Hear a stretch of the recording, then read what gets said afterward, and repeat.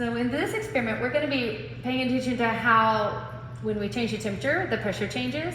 I need my temperature to be in Kelvin, so I'm changing my temperature.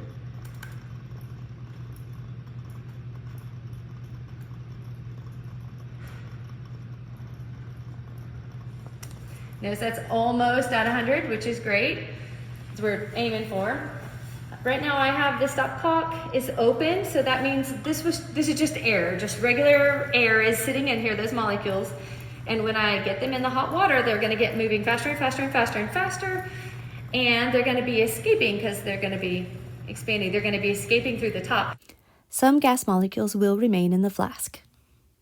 Right here, this is a closed system. Again, it's going to our sensor probe. This is what's measuring the pressure, and that goes back to our little LabQuest Mini, which sends it to the computer.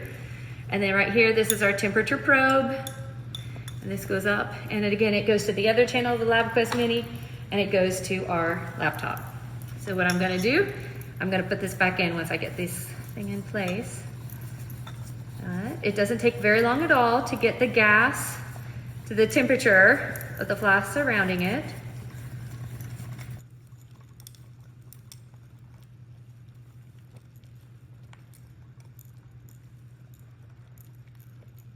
Okay, so I'm turning the heat off because I don't want that water to be going anywhere. And right now you can look at the temperature. And I'm gonna close the stopcock. This equilibrates very, very quickly, like in less than a minute, the gas is at the correct temperature. Just gonna close this. And you have the temperature reading. I'm gonna take this out. So again, we're really being careful about all of the cords in this lab because we don't want the cords to be touching our hot plate. So I'm just holding them carefully out of the way.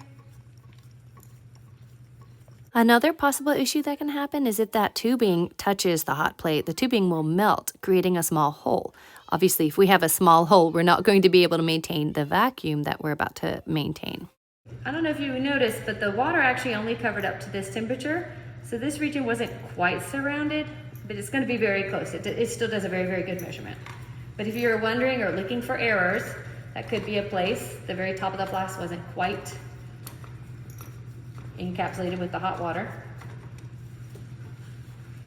So now we have a closed system. It's closed here, and it's also closed up to the pressure sensor. And we're going to take a reading on what happens to the pressure as our flask gets cooler and cooler.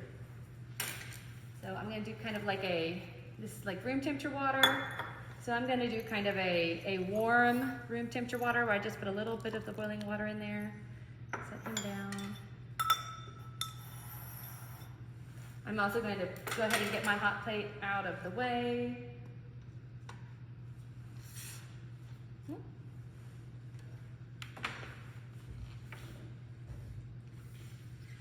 Because I don't want to accidentally set anything on it or hurt anything. So right now, the temperature of this water, I can check it and see if it seems like a good temperature. I want it to be warmer than room temperature. Room temperature is going to be like 298. So it is warmer than room temperature. I'm just going to lower this guy in carefully. Now the flask is still hot, so that'll actually also warm up the temperature. So we need to just wait a minute and let the whole system kind of equilibrate temperature-wise before we take the reading. You see that temperature went up just a smidgen.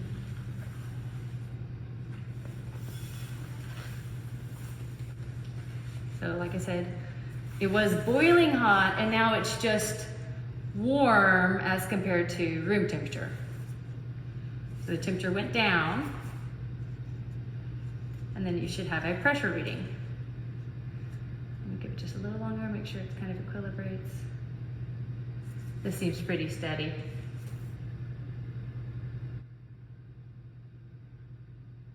All right. Now what happens when we use just tap water?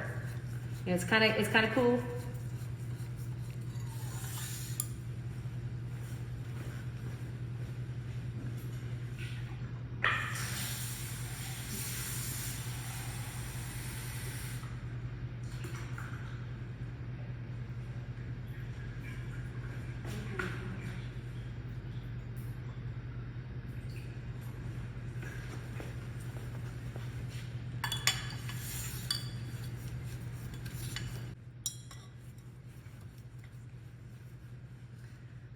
so let's see what's going on with our temperature now.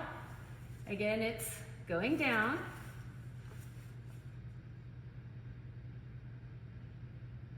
So the water out of the tap actually seems to be, when you consider the flask is just a little warm, seems to be right at room temperature.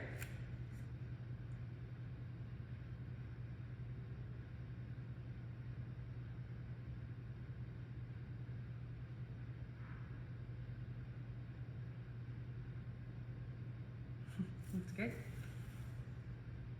So you got those two written down. Now what I'm going to do is make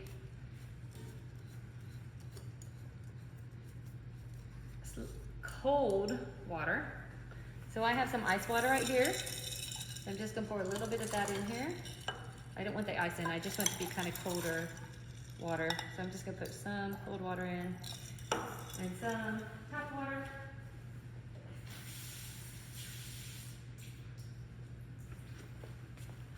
Just to get the extra measurement.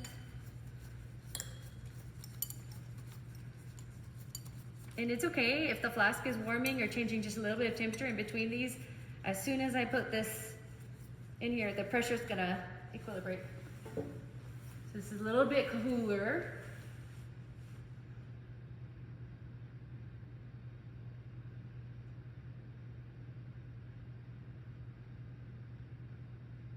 Okay, and then we've got our ice water.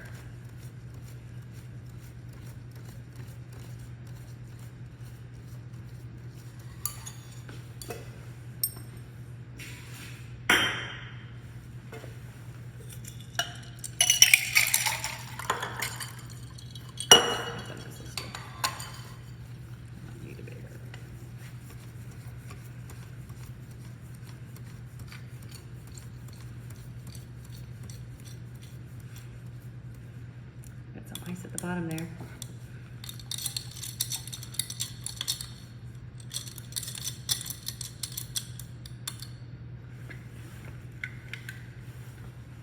Just a little bit of water on the top. And have enough cold water. I'll probably just cut that out.